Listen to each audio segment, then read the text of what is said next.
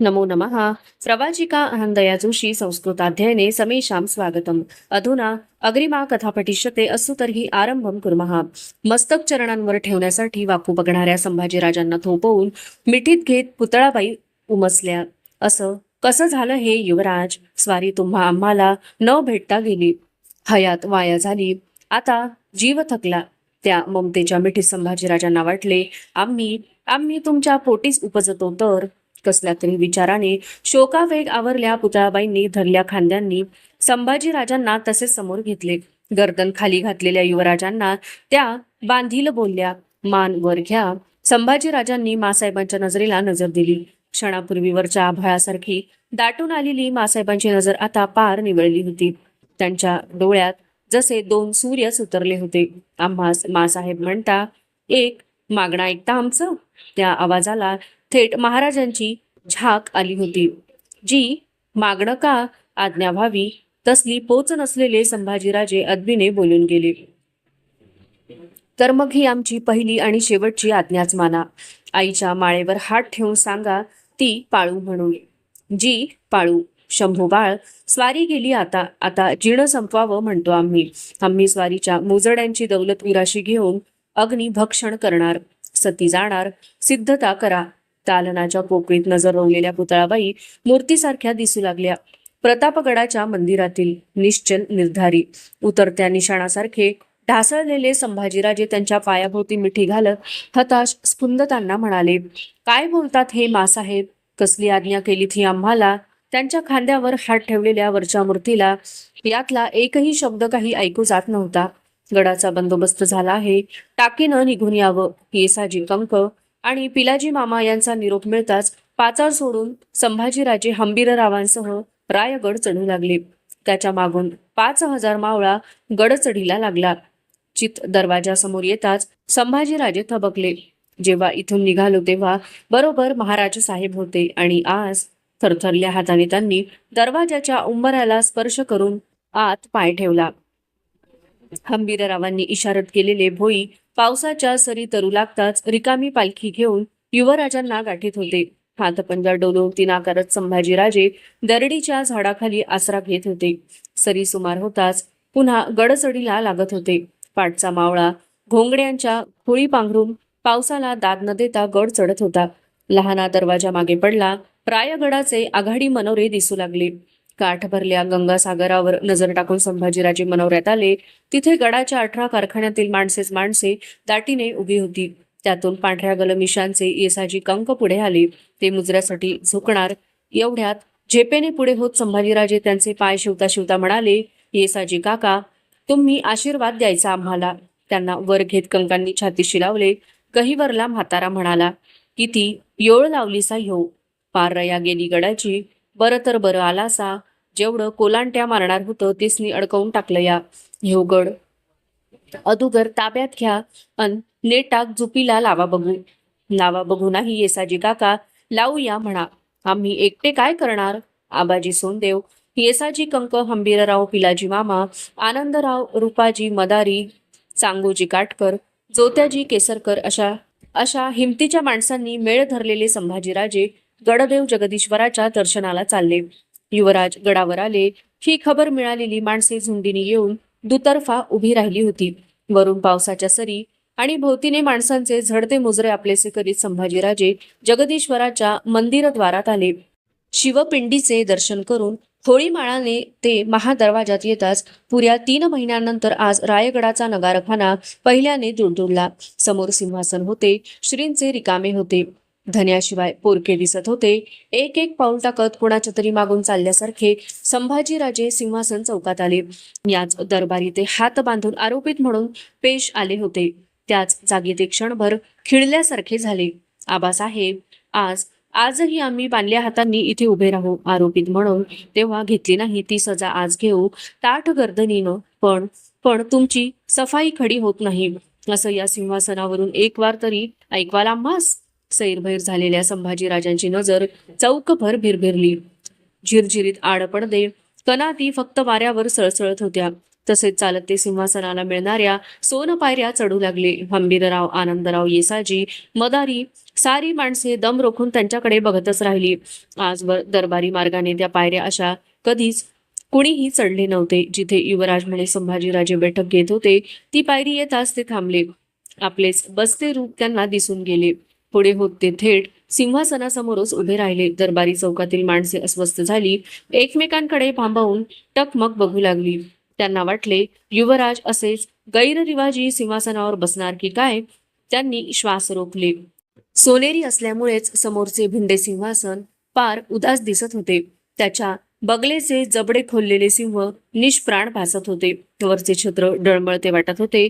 या क्षणी संभाजीराजांना खोलवर जाणवले, खरोखरच आता या जगात आबासाहेब नाहीत. संभाजीराजांनी कमरेच्या हत्याराचा रेशमबंद उकलला. म्यान कपाळावर लावून आपली तलवार त्या चरणासनावर ठेवली. गुडघे टेकून महाराजांच्या पायांवर ठेवावा तसाच आपला माथा त्या चरणासनावर ठेवला. जीव भरून आला त्यांचा. मिटल्या डोळ्यांनी मूकपणे ते म्हणत होते, महाराज साहेब, आता तुमच्या हाताचं नाही पण पायधुळीचं बळ आम्हाला द्या. आम्ही एकटे आहोत. माणसांनी भरला दरबारी चौक ते हृदय हेलावणारे दृश्य बघत होता. त्यातील कैकांनी आपल्या मनानीच समोरच्या सिंहासनावर संभाजीराजांना बसवूनही टाकले. हेच संभाजीराजे कधी काळी दिलेरच्या गोटात गेले होते. हे कटू सत्य त्या माणसांनी मनाच्या तळात पार गाडून टाकले आणि युवराजांना पदरी घेणाऱ्या शिवछत्रपतींचेच आपण रयत चाकर आहोत हे सिद्ध करण्याचे ठरवून टाकले. त्यांना त्या उंचावरच्या भव्य सिंहासनावर बसणारा समर्थ राजा हवा होता. संभाजीराजांसारखा भर उमेदीचा, तगडा, लढाऊ, कदरदार आणि सर्वात अधिक म्हणजे गेल्या छत्रपतींच्या प्रेमाखातर शान मान राखण्यासाठी प्रसंगी जीवाचा सुरंग उडवायला सिद्ध असणारा, त्या सिंहासनाचा डौल राखणारा मनातील शिवछत्रपती ज्याच्या रूपात बघता येईल असा, त्यांच्याच रक्ताचा संभाजीराजांनी मनाच्या उमाळीने आपला अनेक प्रसंगांशी टकरत आलेला माथा चरणासनावर टेकला होता. तो आपल्या मनशांतीसाठी. त्याने जमल्या माणसांची मने मात्र कब्ज झाली. 3 महिने सुना असलेल्या त्या चौकात आज श्वास भरत होता. चौकाला जाग येत होती. मावळ लोकांना आजारी महाराजांचे मनभरे दर्शन घडले नव्हते. मंचकारोहण केलेल्या रामराजांचे मुख दिसले नव्हते. पण आज त्यांच्याच मेळातून आलेला राजपुरुष त्यांना सिंहासनाजवळ हवा तसा बघायला मिळत होता. सोयराबाई आणि त्यांच्या हस्तकांना अवांतर सारे समजले होते. फक्त महत्वाचे एकच उमजले नव्हते, राजा या प्रजेसाठी असतो, भाराभार खलबते करीत बसण्यासाठी नसतो. शेकडो भावभरे डोळे आपल्यावरच खिळले आहेत याचे काहीच भान नसलेले संभाजीराजे सिंहासन चौथऱ्यामागून महाराजांच्या खासेवाड्याकडे जाणाऱ्या मार्गाने चालत निघाले. महाराज बसत ती खासेवाड्याची सदर आली. बैठकीवरचा छत्रपतींचा जामा, टोप, चोळणा, हत्यारे, त्या तपकात मांडलेला साज ते बघतच राहिले. त्यांना वाटले क्षणात त्या साजातून चालते बोलते आबासाहेबच खडे होतील. हात खांदा भेटीसाठी पसरते करताना म्हणतील, लेकरा कुठं गेला होतास. त्या बैठकीला अदब धरून जरा अंतर ठेवून संभाजीराजे सदरेत बसले. दरबारी चौकातील माणसे एक एक करीत पालखी दरवाजाने सदरेला रुजू झाली. त्यातील चांगोजी काटकराला युवराजांनी फरमावले, चांगोजी, नजराण्याचं एक साज तबक सिद्ध करा. चांगोजी निघून गेला. कोण कोण असा मी दस्त केलीत तुम्ही. येसाजी काकांकडे आणि मामासाहेबांकडे बघत युवराजांनी विचारले. बापूजी माळी, सूर्याजी निमकर, भांडवलकर आणि घाटगे. पिलाजी मामांनी तपशील दिला. घरांवर चौक्या चढवून बाळाजी चिटणीस, त्यांचा मुलगा अवजी आणि फरजंदचा हिरोजी बी बंद केलाय. येसाजी म्हणाले, ठीक आहे कंक काका, तुम्ही चलाखीची जहाली केलीत, नाही तर लई कट्टाळवाल आम्ही ह्यांच्या तिरक्या चालीला. गडाचं दरवाज बंद काय करत्यात, धन्याभोवती पारा काय चढवित्यात. एवढा माणूस हाय आमच्या दिमतीला, पर सबूत इच्चारला नाही कुणी आमासनी कशानं कसं करावं म्हणून. तुम्ही अडचणीचे होता त्यांना काका, नेकीची अडगळ वाटली त्यांना. संभाजीराजे चांगोजीची वाट बघत होते. जामदारी दालनातून चांगोजी तबक घेतलेल्या खिदमतगारासह आलेला बघताच संभाजीराजे हंबीररावांना म्हणाले, चला मामासाहेब, आमच्या संगती या. सदर सोडून ते बाहेर पडले. 7 महालाच्या रोखाने चालू लागले. मागून हंबीरराव, चांगोजी आणि तबकधारी चालले. युवराज येत आहेत हे बघून 7 महालाच्या कुणबिणीत कालवा उठला. महाराणी सोयराबाईंच्या महालाचा दरवाजा तर करकरत बंदच झाला. त्या बंद दरवाजासमोर आलेल्या संभाजीराजांनी हंबीररावांकडे बघितले. त्या नजरेचा मतलब पकडत हंबीरराव पुढे आले. दरवाजा खोला. हंबीररावांच्या थापेबरोबर दरवाजावर आदळलेल्या त्यांच्या मनगटीच्या चंदेरी कड्याचा खट असा आवाज उठला. मग थापांमागून थापा दरवाजावर पडल्या. आत कसली तरी कुजबूज चालली होती. दरवाजा बाहेर निसटते शब्द येत होते. आमची आण आहे, जाऊ नका, सोडा सोडा आम्हाला. बऱ्याच वेळाने दरवाजा खोलला गेला. समोर रामराजे उभे होते. त्यांची चर्या रडवेली तांबूस दिसत होती. जशी आजवर घातली होती तशीच त्यांनी साद घातली. दादा महाराज. झापा घेत संभाजीराजे त्यांच्याजवळ गेले. पाय शिवण्यासाठी वाकणाऱ्या रामराजांना बाळराजे म्हणत आवेगानं त्यांनी जवळ घेतले. त्यांना थोपवून ते म्हणाले, घाबरू नका, मान वर घ्या. डबडबल्या डोळ्यांनी आपल्या धिप्पाड दादा महाराजांकडे बघत दबल्या कोंडल्या रामराजांच्या तोंडून कुचमले बोल फोलपटत बाहेर आले. तुम्ही तुम्ही आमच्या मासाहेबांना मारणार? ते ऐकून अंगभर काटा सरकलेल्या संभाजीराजांनी पराकोटीच्या दुःखावेगाने रामराजांचे मस्तक एकदम पोटाशी घट्ट धरले. नको ते ऐकल्याने त्यांचा उभा देह ताठरला होता. रामराजांच्या पाठीवर फिरणारा त्यांचा हात सांगत होता, कशाही असल्या तरी त्या मासाहेब आहेत आमच्या. तुम्ही आमच्याहून थोरले असता तर आज त्यांच्या समाधानासाठी आम्ही जेरबंदीने पेश झालो असतो त्यांना. रामराजे हसत होते. त्यांना थोपटून शांत करीत संभाजीराजे म्हणाले, सबूर व्हा, शांत व्हा. आपल्या दादा महाराजांचा तो नजराणा स्वीकारा. रामराजांनी दबकाला हात दिला. डोळे टिपणाऱ्या हंबीर मामांचे पाय शिवले. रामराजांना बरोबर घेऊन संभाजीराजे सकवारबाईंच्या महालाच्या रोखाने चालू लागले. आपल्या महाली अंतःपुरात देव्हाऱ्यातील कुलदेवता वाघेश्वरी समोर मस्तक टेकलेल्या सोयराबाई अंगभर गदगदत होत्या. त्यांना वाघेश्वरी कळली नव्हती आणि संभाजीराजेच काय, पण रामराजेही समजले नव्हते. ठण ठण ठण पहाट वाऱ्याबरोबर कानी येणारे नाद संभाजीराजे ध्यानपूर्वक ऐकू लागले. मधूनच त्या नादात पक्ष्यांचा कालवा मिसळत होता. जगदीश्वराच्या मंदिरात काकड आरती फिरत होती. छातीशी हात नेत तिला युवराजांनी मान दिला. हात तळव्याचे दर्शन घेऊन शालनामा हटवून त्यांनी मंचक सोडला. खासेवाड्याच्या सुखदालनात ते रात्री बराच वेळ तळमळले होते. उत्तर रात्रीला केव्हा तरी त्यांचा डोळा लागला असावा. ते आठवताच त्यांनी पहाऱ्याला साद घातली. कोण आहे? एक धारकरी पेश आला. हात तोंड क्षाळण्यासाठी हमाम्याकडे जाताना त्याला आज्ञा मिळाली, जरा चांगोजींना पेश पाठव. थोड्या वेळात पोसाने हात तोंड पुसणाऱ्या युवराजांसमोर चांगोजी पेश आला. एवढ्या फाटचं काय आत करावं या विचाराने तो बावचळला होता. चांगोजी पाचाडच्या सदरेवर मासाहेबांच्या रिवाजाची घाट वाजते की नाही. चांगोजींची उरली सुरली झोप पार उडाली. जी तो चाचरला. गोंधळलात का? थोरलं धनी आजारी पडलं आणि तो रिवाज कवा बंद पडला ध्यानी आलं नाही कोणाच्या. चांगोजीने खरे ते पेश केले. वा, म्हणजे इथवर मजल गेली होती म्हणायची. काटकर कुलाचारांचे रिवाज असे सुखासुखी बंद पडत नसतात. ती वाचती असली की थोरल्या मासाहेबच या पंचक्रोशीत वावरतायत असं वाटतं. आजच पाचाडात उतरा आणि तो रिवाज चालता होईल ते करा. जी चांगोजी लवून जायला निघाला आणि जाताना हत्यारी पहाऱ्यांचा एक मेळा घेऊन जा. जी चांगोजी निघून गेला. संभाजीराजे झरोक्यातून पाचाडच्या रोखाने बघत राहिले. पावसाच्या सरी कोसळत होत्या. लांबचे काही दिसत नव्हते. तबकातून वाफारणारे काहीतरी घेऊन एक कुणबीण आत आली. तबक चौरंगीवर ठेवून म्हणाली, भाईर शिर्के मामा हाईत, पाठवून दे त्यांना. संभाजीराजेंनी तबकातील कटोरा उचलला. ते फुलग्याचं माडगं होतं. दारात पिलाजी मामा उभे होते. हातचा कटोरा तसाच खाली ठेवून संभाजीराजे या म्हणत पुढे झाले. मामांचे पाय शिवताना त्यांचे मन येसूबाईंच्या आठवणीने भरले होते. युवराज, तुमच्या कबिल्याचं कसं करायचं? पोर पार हडबडलेत तब्येतीकडनं. 1.25 वरीस झाले तुमचं दर्शन नाही दिला. पिलाजींचा आवाज घोगरला. मामासाहेब, आमच्या कपाळ रेषेवर आमचे पाय फिरतायत. 3.5 वर्षांनी आज ते रायगडाला लागतायत हे बघताच तुम्ही. शृंगारपुरी माणसं पाठवून बोलावून घ्या युवराज्ञींना. केशव पंडित, उधो योगदेव आणि कवी कुलेशांनाही येण्याचे निरोप द्या. जी पिलाजींच्या चर्येवर फार दिवसांनी हसे तरळले. ते का ठेवलासा? घ्या की. तबकातील कटोऱ्याकडे हात दाखवीत पिलाजी मामा मायने म्हणाले. जी ते संभाजीराजांना कसे आणि काय बोलावे सुचले नाही. येतो आम्ही आजच पुराकडं मासनं फाडतो. पिलाजी निघून गेले. कटोऱ्यातून उठणाऱ्या वाफांकडे संभाजीराजे बघत राहिले. एक कोवळा चेहरा त्यांना दिसू लागला. भवानीबाईंचा. केवढ्या झाल्या असतील त्या? आणि युवराजनी? मामा म्हणाले, तब्येतीचं त्यांच्या. होय येसू, खरं आहे तुम्ही म्हणता ते की आम्ही आमचं बाशिंग रानवाऱ्याशी बांधलं आहे. तुम्ही एकल्यानंच नाही, तुमच्या धाकल्या बाईंनीही. तुम्ही निदान आपल्या घरी तरी आहात. त्या नगरच्या किल्ल्यात कैदेत असलेल्या दुर्गाबाईंच्या आणि मदनसिंहाच्या आठवणीने संभाजीराजांची घालमेल झाली. हात पाठशी गुंफीत ते भयान एकटेपणाच्या जाणीवेने अस्वस्थ फेर घेऊ लागले.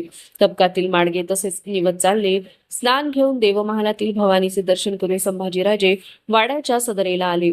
जमले सदर करी त्यांना अदबदेत कमरेत लवले. युवराजांनी बैठक घेतली. मोगलाईतून औरंगाबादेकडील खबर आहे, आज्ञा होईल तर. राघव स्वानंद दफ्तरदार बोलले.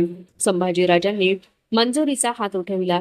सदर करी ध्यान देऊन ऐकू लागले. दिल्ली दरबारनं दख्खन सुभा शाह आलम यास परत बोलावून घेऊन त्यांच्या जागी खान जहान बहादूर कोकलताश याला नामजात केले आहे.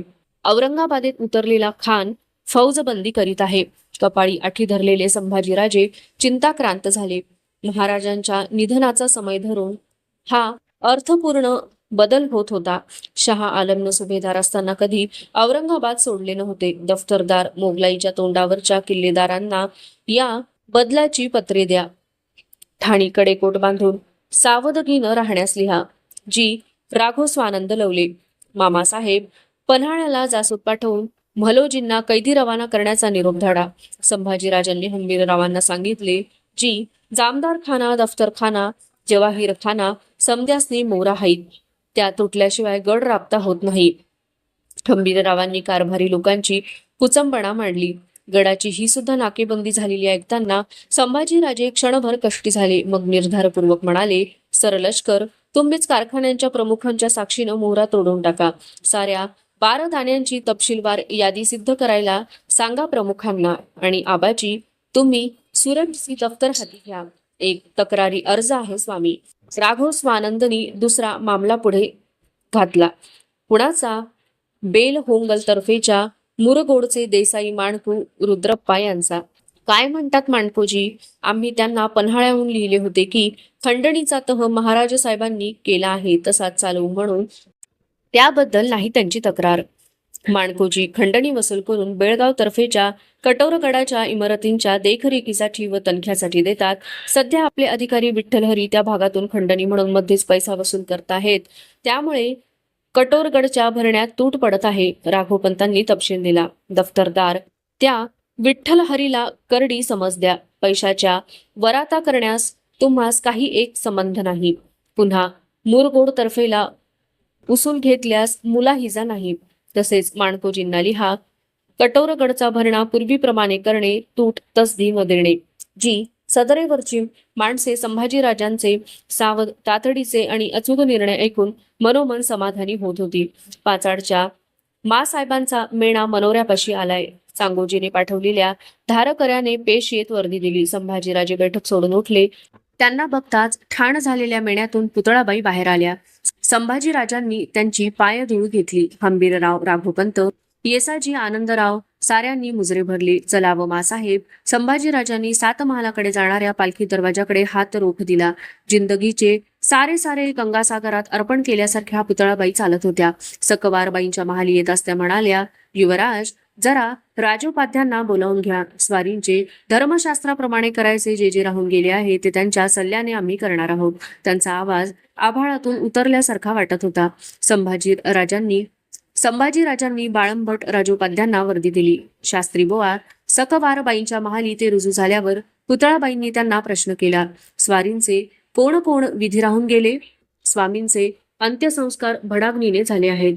त्यांची शास्त्रशुद्ध मुंज झाली होती. संस्कार शास्त्रयुक्त मंत्राग्नीने व्हायला पाहिजे होते. तुम्ही असतानाही ते झाले नाहीत. काय समजावं आम्ही? पुतळाबाईंच्या डोळ्यात सात्विक संतापाची झाक चमकली. चरकलेले राजोपाध्ये घाईने म्हणाले, आम्ही असण्याचा प्रश्न नव्हता मासाहेब. स्वामींच्या संस्कारांना ज्येष्ठ म्हणून मंत्राग्नीसाठी युवराजांची आवश्यकता होती. मग आता काय करता येईल? शास्त्रार्थ काय सांगतो? चुटपुट लागलेल्या संभाजीराजांनी विचारले. अजूनही शास्त्रसंमत विधी करता येतील स्वामींचे. कसे? कुठेतरी खोलवर समाधान लाभलेल्या संभाजीराजांनी विचारले. स्वामींची काष्ठ प्रतिमा सिद्ध करून युवराजांच्या हस्ते तिला मंत्राग्नी देऊन पिंडदान करावं लागेल. संभाजीराजे आणि पुतळाबाई एकमेकांकडे बघतच राहिले. ठीक आहे शास्त्री बुवा, तुम्ही शास्त्राप्रमाणे सिद्धता करा, पुतळाबाई निर्धाराने म्हणाल्या. जी राजोपाध्ये जायला निघाले. आणि हे बघा, आमच्यासाठी एक मुहूर्त शोधा, आम्ही अग्निभक्षण करणार आहोत. मासाहेब, संभाजीराजे कळवळून काही बोलणार तोच हात उठवून तो डोलवीत पुतळाबाई म्हणाल्या, हो युवराज, तुम्ही वचन दिले आम्हाला, आता पायगोब्याचं काही बोलू नका. शांतपणे पुतळाबाई अंतःपुराकडे निघूनही गेल्या. कोंडल्या घशाने त्यांची पाठमोरी मूर्ती बघणाऱ्या शंभूराजांना कळून चुकले.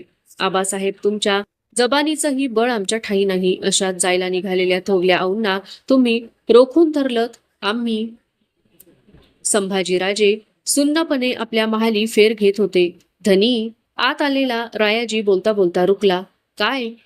पुरासनं आल्याली सरकारस्वारी गड चढते. संभाजीराजे खेळल्यासारखे झाले. आठवणीचा गंगासागर खळगळला. येसूबाईंची रूपेच रूपे क्षणभरात डोळ्यांपुढून सरकून गेली. चल, त्याच पावली संभाजीराजे आघाडी मनोऱ्याकडे निघाले. मनोऱ्याच्या दुसऱ्या मजल्यावरून नाणे दरवाजातून येणाऱ्या वाटेला त्यांचे डोळे खिळून पडले. केशव पंडित, उधो योगदेव, चांगोजी, कविकुलेश, पिलाजी यांनी धरल्या मेळातून एक पडदाबंद मेणा मनोऱ्याच्या पायथ्याशी ठाण झाला. त्यातून 1.5 वर्षांच्या भवानीबाईंना छातीशी बिलगत घेतलेली धाराऊ प्रथम उतरली. भवानीबाई उंच नीच मनोऱ्याकडे टुकूटुकू बघत होत्या.